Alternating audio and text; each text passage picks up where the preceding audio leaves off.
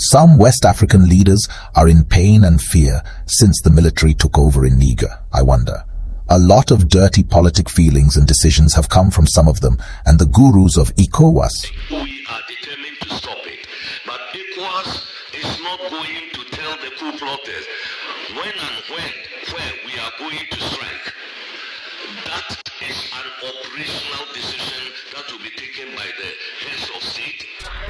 We have had few bold leaders in countries in the past weeks since ECOWAS decided to embark on a reckless path of threatening Niger with a possible invasion. I'm quite impressed with countries like Burkina Faso, Mali, Guinea, and Benin for their position in Niger's situation. Quote unquote, even the infamous Benin is not following the ECOWAS path.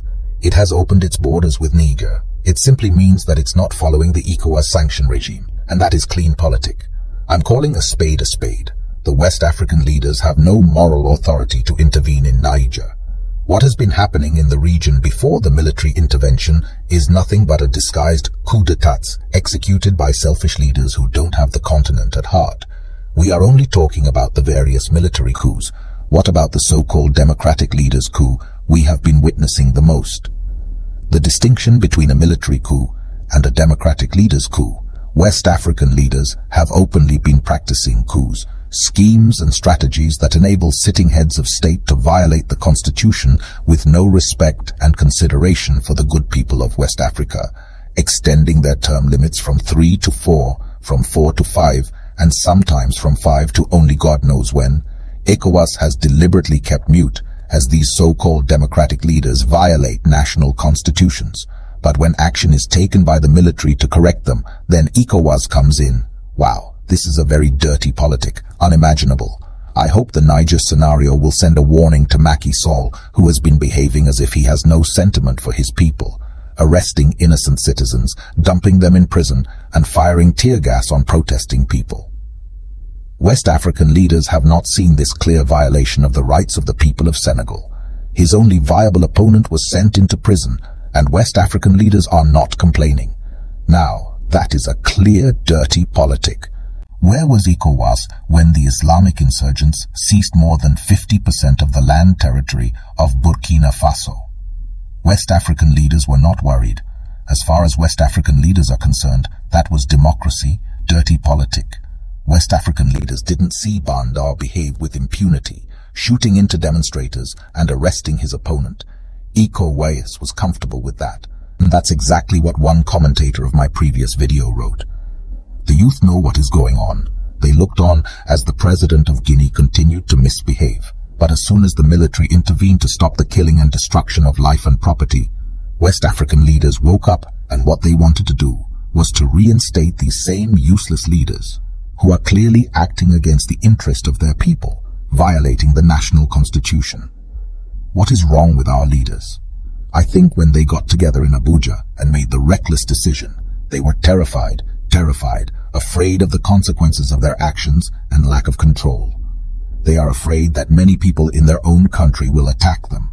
Most importantly, West African leaders seem to think that if they can send troops to Niger and change the situation, it will instill fear in others who want to do the same.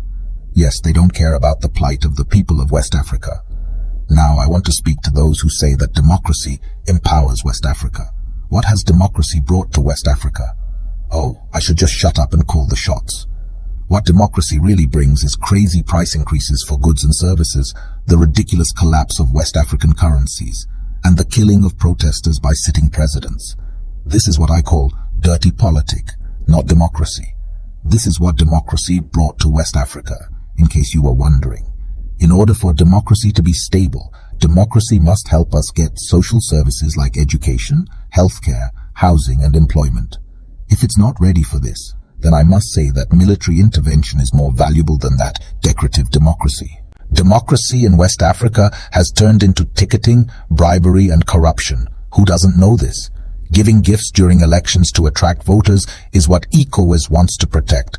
Maybe it's time to tell ourselves that this is our democracy, not the one our books lead us to believe. Because the democracy we see in West Africa is the democracy all soldiers must fight against. This is dirty politics. I wonder why Tinubu will drag Nigeria into this mess. Nigeria, which is the leading cause of invasion in Niger, has been riddled with the Boko Haram insurgency in the northeast for many years. What have they done to end it? You can't fight Boko Haram. You have allowed your citizens to be kidnapped, to be killed, to be molested. Villages have been ransacked by this extremist group, and you are going to Niger to fight. Is everything okay, Mr. Ecowas chairman? This is unbelievable. You can't fight Boko Haram, and you want to fight regular soldiers who have spent most of their life training in a desert. Dirty Politic. Ecowas. Where were you when Boko Haram attacked Benin, Mali, Togo, and Burkina Faso? If these leaders want to destroy us and put the integrity of the people of West Africa into the mud, we will also expose them, make them infamous, and eventually sack them from society.